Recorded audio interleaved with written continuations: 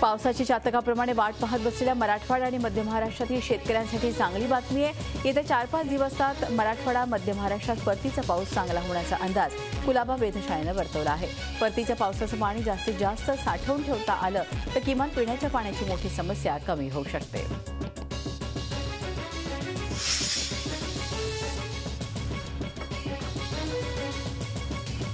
जालना शहरात काल दुसऱ्या दिवशी पावसानं दमदार हजेरी लावली आहे। सायंकाळी 5च्या सुमारास पावसानं जोरदार हजेरी लावली आहे। गेल्या अनेक दिवसांपासून पावसाची वाट पाहणाऱ्या बळीराजाची चिंता या पावसानं काही प्रमाणात का होईना कमी होण्यास मदत होणार आहे।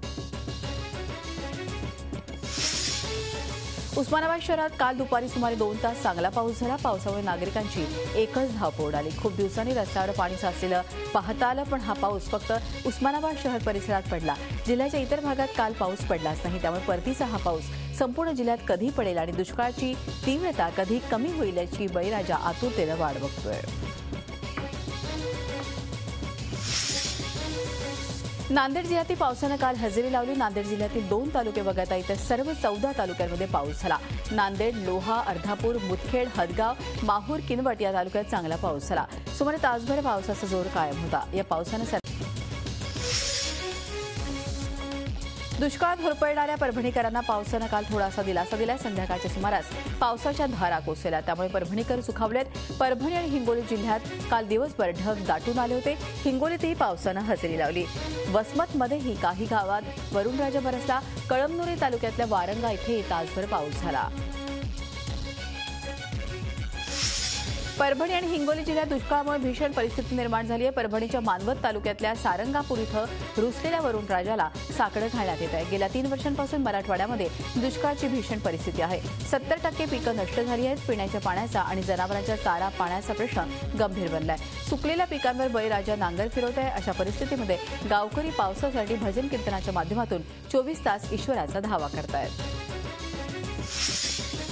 मुख्यमंत्री आज जपान दौऱ्यावर जात आहे। दुष्काळात मुख्यमंत्री हा दौरा करत असल्यामुळे विरोधक प्रचंड टीका करतात।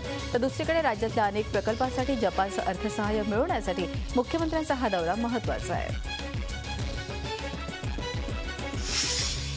काँग्रेस उपाध्यक्ष राहुल गांधी हे देखील लवकरच दुष्काळग्रस्त मराठवाड्याचा दौरा करणार आहेत। शरद पवार, मुख्यमंत्री देवेंद्र फडणवीस, उद्धव ठाकरे यांच्या पाठोपाठ आता राहुल गांधीही मराठवाड्यात जाऊन दुष्काळग्रस्त शेतकऱ्यांची गाऱ्हाणी ऐकणार आहे। विधानसभेतील विरोधी पक्षनेते राधाकृष्ण विखे पाटील यांनी काल दिल्लीत राहुल गांधींची भेट घेतली, त्यानंतर ही माहिती त्यांनी दिली। दुष्काळावरून आता विरोधकांमध्ये झुंपण्याची शक्यता आहे। राष्ट्रवादीचे अध्यक्ष शरद पवारच मराठवाड्यातील दुष्काळाला जबाबदार असल्याचा घणाघाती आरोप ज्येष्ठ काँग्रेस नेते बाळासाहेब विखे पाटील यांनी केला आहे। बारामतीच्या भागातील ऊसाला पाणी कमी पडू नये यासाठी 1200 कोटी रुपयांचा भीमा स्थिरीकरण प्रकल्प हाती घेतला गेलाय। तो पैसा गोदावरी खोऱ्यासाठी वापरला असता तर मराठवाड्याचा पाणी प्रश्न सुटला असता, असा आरोपही बाळासाहेब विखे पाटलांनी केलाय। मराठवाड्यात कायमचा दुष्काळ कसा राहील याचं नियोजन बारामतीकरांनी मोठ्या खुबीनं केले असल्याची टीका बाळासाहेब विखे पाटील यांनी पवारांचं थेट नाव न घेता केली आहे। मंत्रिमंडळाच्या बैठकीत दुष्काळावरून भाजप शिवसेनेच्या मंत्र्यांमध्ये जोरदार खडाजंगी झाली। शिवसेनेच्या मंत्र्यांनी मराठवाड्यात दुष्काळ जाहीर करण्याची मागणी केली, मात्र दुष्काळ जाहीर न करता निकष बदलून शेतकऱ्यांना मदत करणार असल्याची भूमिका भाजप मंत्र्यांनी घेतली आहे। येत्या 15 दिवसात अर्थमंत्री सुधीर मुनगंटीवार यांच्या अध्यक्षतेखाली एक उपसमिती नवे निकष ठरवणार आहे। मुंबई पुणे पाठोपाठ आता नवी मुंबईवरही पाणी कपातीचं संकट निर्माण झाले। नवी मुंबईला पाणी पुरवठा करणाऱ्या मोरोबे धरणात केवळ 55% पाणीसाठा शिल्लक राहिला आहे। नवी मुंबई शहराचे 200 दिवस तहान भागेल एवढा साठा धरणात शिल्लक आहे। मुंबई आणि आजूबाजूच्या भागांना सुद्धा या धरणातून पाणी पुरवलं जात आहे। परतीचा पाऊस धरण परिसरात न झाल्यास पाणी कपातीचा निर्णय घेण्यात येणार असल्याची माहिती अधिकाऱ्यांनी दिली आहे। पुण्यात 30% पाणी कपात सुरू झालेली आहे। पुणेकरांना आजपासून दिवसा आड पाणी पुरवठा होणार आहे। पानशेत, वरसगाव, टेमघर तसंच खडकवासला या धरण साखळीतून पुणे शहराला पाणी पुरवठा होतो। या धरणांमध्ये 28.19 टीएमसी म्हणजे 96.71% पाणीसाठा उपलब्ध होता। यावर्षी तो केवळ 14.64 टीएमसी म्हणजे 50.22% इतकाच आहे। अशा परिस्थितीमध्ये उपलब्ध पाणीसाठा वर्षभर पुरवण्यासाठी पाणी कपातीशिवाय पर्याय नव्हता। त्यामुळे उपलब्ध पाणीसाठा 14 महिने पुरवण्याचं नियोजन करण्याच्या दृष्टीनं पाणी कपातीचा हा निर्णय घेण्यात आला आहे। पश्चिम महाराष्ट्रात मराठवाड्याप्रमाणे दुष्काळाची तीव्रता खूप जास्त आहे। पाण्याअभावी उभी पिकं करपून गेली आहेत। सरकारकडून शेतकऱ्यांना मदतीचा हात देण्याची गरज आहे, त्यामुळे सरकारनं दुष्काळ जाहीर करून शेतकऱ्यांना मदत करावी अशी मागणी माजी कामगार मंत्री हसन मुश्रीफ यांनी केली आहे। कल्याण डोंबिवली महापालिकेत शिवसेनेच्या कार्यकर्त्यांकडून शिवसेनेच्या सत्ताधाऱ्यांविरोधात पाणी प्रश्नाबाबत मोर्चा काढण्यात आला। शिवसेनेनं शिवसेनेविरोधात मोर्चा काढल्यानं इथला पाणी प्रश्न गंभीर असल्याचं वास्तव समोर आलंय। गेल्या अनेक दिवसांपासून डोंबिवलीतल्या काही भागात 2 दिवसाआड पाणी येतं। येणारं पाणीही खूप कमी आहे। त्याविरोधात नागरिकांनी पालिकेकडे अनेक तक्रारी दिल्यात, मात्र परिस्थिती जैसे थेच आहे। तसंच रस्त्यांवर खड्डे पडले आहेत, काही भागात रस्त्यांचे ढीग साचले आहेत। त्याकडे पालिकेनं दुर्लक्ष केलं, त्यामुळे शिवसेनेनं आंदोलन करून अधिकाऱ्यांच्या नावानं घोषणाबाजी केली आहे। सोलापूरच्या पाण्याचा प्रश्न मुख्यमंत्र्यांनी एका दिवसात सोडवला। उजनी धरणातून सोलापूर शहराला दिवसाआड 4 टीएमसी पाणी पुरवठा केला जातो, पण उजनीमध्ये आता -8 इतकाच पाणीसाठा शिल्लक आहे। त्यामुळे एवढं पाणी सोडणं अवघड होतं। ही अडचण प्रशासनानं मुख्यमंत्र्यांच्या कानावर घातली। मुख्यमंत्र्यांनी एनटीपीसी प्रकल्पासाठी असलेल्या समांतर पाईपलाईनमधून सोलापूर शहराला पाणी मिळवण्यासाठी तात्काळ केंद्रीय ऊर्जा मंत्री पियुष गोयल यांच्याशी फोनवरून चर्चा केली आणि याबाबत परवानगी घेतली। दुष्काळग्रस्त शेतकऱ्यांना राज्य सरकारनं दिलासा दिलाय। दुष्काळी भागातील 12वी पर्यंतच्या विद्यार्थ्यांची फी माफ करण्याचा महत्त्वपूर्ण निर्णय सरकारनं घेतला। तसंच ज्यांचं वार्षिक उत्पन्न 2.5 लाखांपेक्षा कमी आहे आणि ज्या शेतकऱ्यांची मुलं वैद्यकीय आणि उच्च आणि तंत्रशिक्षण घेत आहेत, त्या विद्यार्थ्यांची 50% फी माफ होणार आहे। हा लाभ शेतकरी खातेदार आहेच त्यांनाच मिळणार आहे।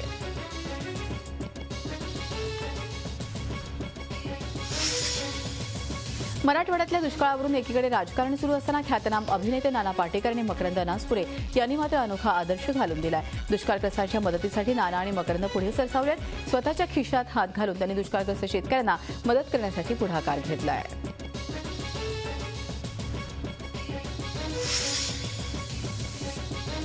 थकीत ऊस बिलासाठी स्वाभिमानी शेतकरी संघटनेनं भाजप नेते बबनराव पाचपुते यांच्या घरासमोर आंदोलन केलं। यावेळी संतप्त आंदोलकांनी तहसील कार्यालयावर मोर्चा काढून घरासमोर सामूहिक मुंडन केलं। वारंवार मागणी करूनही ऊसाचे थकीत बिल देण्यास कारखाना प्रशासन टाळाटाळ करत असल्यानं शेतकऱ्यांनी आंदोलन केलं। येत्या 15 दिवसात राज्यातल्या पेट्रोल आणि डिझेलवरची एलबीटी रद्द करण्याचा निर्णय महाराष्ट्र सरकारनं घेतलाय। पेट्रोल डिझेल पंप मालक आणि राज्य सरकार यांच्यातल्या चर्चेनंतर राज्य सरकारनं हा निर्णय घेतलेला आहे। मात्र एलबीटी रद्द झाला तरी राज्य सरकार त्याबदली एखादा कर आकारेल असं अर्थमंत्री सुधीर मुनगंटीवार यांनी म्हटलंय। स्थानिक रहिवाशांच्या विरोध असताना कोणत्या कायद्यान्वये खासगी रस्त्यांवर गणेश विसर्जन अथवा नवरात्रीला परवानगी दिली जाते असा सवाल मुंबई उच्च न्यायालयानं राज्य सरकारला दिलेला आहे। राज्य सरकारला या संदर्भात 14 सप्टेंबरपर्यंत उत्तर देण्यासाठी वेळ देण्यात आलाय। बोरिवली पूर्व येथील अभिनवनगर सोसायटीच्या रहिवाशांनी या संदर्भात दाखल केलेल्या जनहित याचिकेवर सुनावणी दरम्यान हायकोर्टानं ही याचिका केलेली आहे।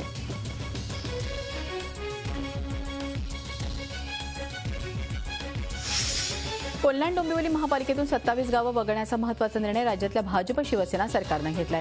केडीएमसी महापालिका निवडणुकीच्या तोंडावर हा निर्णय घेण्यात आल्यानं शिवसेनेला फटका बसण्याची शक्यता आहे। त्याबाबतची अधिसूचना राज्य सरकारनं जारी केली आहे। या 27 गावांची आता नवी नगरपालिका स्थापन करण्यात येणार आहे। त्याबाबत येत्या महिन्याभरात हरकती आणि सूचना मागवण्यात येणार आहेत। सरकारी जमीन लाटण्याचा आणखीन एक धक्कादायक प्रकार नागपुरात उघडकीस आला। नागपूरच्या कापशी गावातली पांदणच चक्क लाटण्यात आलेली आहे। या प्रकरणी एका आरोपीला अटक झाली असून कोट्यवधी रुपयांच्या या घोटाळ्याच्या चौकशीचे आदेश जिल्हाधिकाऱ्यांनी दिले आहेत। राज्यातल्या शाळांमधील 8वी पर्यंतची ढकलगाडी बंद होण्याची शक्यता आहे। नवी दिल्लीमध्ये भाजप शासित राज्यांच्या शिक्षण मंत्र्यांच्या बैठकीत 8वी पर्यंत पास करण्याच्या निर्णयाला विरोध करण्यात आल्याची माहिती सूत्रांनी दिली आहे। या बैठकीत नो डिटेक्शन पॉलिसीही रद्द करण्याची मागणी करण्यात आली आहे। या संदर्भात समिती स्थापन करण्यात येणार असून त्यानंतर निर्णय घेण्यात येणार असल्याचं समजतं आहे। जैन धर्मीयांच्या पर्युषण आणि पर्व काळात मांस विक्रीची दुकानं बंद ठेवण्याच्या निर्णयामुळे नव्या वादाला तोंड फुटलंय। मीरा रोड महापालिकेनं पर्युषण पर्व काळात 10 दिवस कत्तलखाने बंद करण्याचा निर्णय घेतलाय, तर मुंबई महापालिकेने 10 सप्टेंबर, 13 सप्टेंबर, 17 सप्टेंबर आणि 18 सप्टेंबर असे 4 दिवस देवनार कत्तलखाना बंद ठेवलाय। त्यामुळे मांस मच्छी खाणाऱ्या मंडळींनी जोरदार आक्षेप घेतलाय। आम्ही काय खायचं हे देखील सरकार ठरवणार का, असा संतप्त सवाल आता केला जातोय।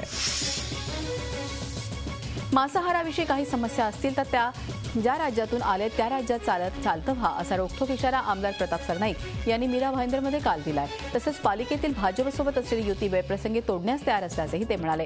या निर्णयाविरोधात शिवसेनेचे आमदार प्रताप सरनाईक यांच्या नेतृत्वाखाली पालिकेवरची मोर्चा काढण्यात आला। यावेळी शिवसेनेचे कार्यकर्ते मटण मासे घेऊन पालिकेत दाखल झाले। त्यांनी पालिका आयुक्तांना या निर्णयाविरोधात घेरा घालून जाब विचारला। लवकरच त्याबाबत योग्य तो निर्णय घेण्याचं आश्वासन आयुक्तांनी शिवसेनेला दिलेलं आहे। कांद्याने सर्वांचा वांदा केलेला असताना आता याच कांद्यामुळे पिंपरी चिंचवडमधल्या मुख्य भाजी मंडईत कडकडीत बंद ठेवण्यात आला आहे। भाजी मंडईत झालेल्या कांदा चोरीची तक्रार व्यापाऱ्यांनी दिल्यावर चोरांनीच व्यापाऱ्यांना मारहाण केली। याचा निषेध म्हणून व्यापाऱ्यांनी शहरातली मुख्य बाजारपेठ बंद ठेवली। भाजी मंडई महापालिकेची असल्यानं व्यापाऱ्यांनी परिसरात सीसीटीव्ही आणि सुरक्षा रक्षक देण्याची मागणी केली आहे। कल्याणजवळच्या बावगाव परिसरात स्थानिक आणि कॉलेजच्या विद्यार्थ्यांमध्ये तुफान हाणामारी झाली आहे। यात एक विद्यार्थी ठार झाला असून 8 जण जखमी झाले आहेत। या तिघांची प्रकृती गंभीर आहे। कॉलेजच्या मुलींची छेड काढल्यावरून वाद निर्माण झाला होता, मात्र या वादाचं परिवर्तन हाणामारीत झालं। एफटीआयच्या विद्यार्थ्यांनी आता बेमुदत उपोषणाचा इशारा दिला। एफटीआय अध्यक्षपदी गजेंद्र चव्हाण यांची नियुक्ती केल्याच्या विरोधात विद्यार्थ्यांचा संप सुरूच आहे। संपाचा 88वा दिवस आहे। इतके दिवस उलटूनही तोडगा न निघाल्यानं आंदोलन अधिक तीव्र करण्याचा निर्णय विद्यार्थ्यांनी घेतला आहे।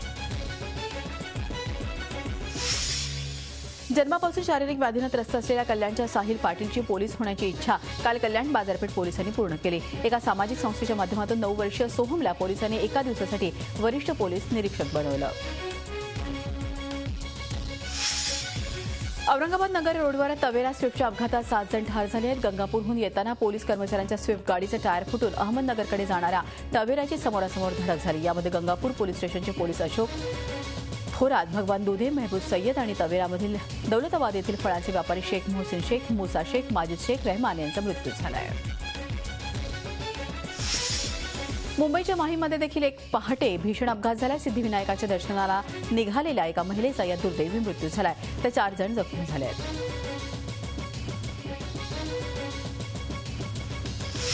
राज्यातल्या बातम्यांनंतर देशविदेशातल्या बातम्या बघतो आहोत आपण। पंतप्रधान नरेंद्र मोदींच्या अध्यक्षतेखाली आज देशाकडले बडे उद्योगपती आणि सरकारचे महत्त्वाचे मंत्री आणि अधिकारी यांची बैठक होणार आहे। सकाळी 10:30 वाजता सुरू होणाऱ्या या बैठकीला रिझर्व्ह बँकेचे गव्हर्नर आणि अनेक उद्योग क्षेत्रातील मंडळी उपस्थित राहणार आहेत।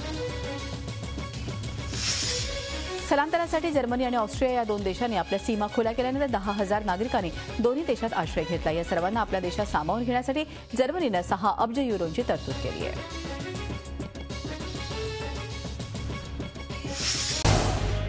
झी 24 तास रहा एक पाऊल पुढे।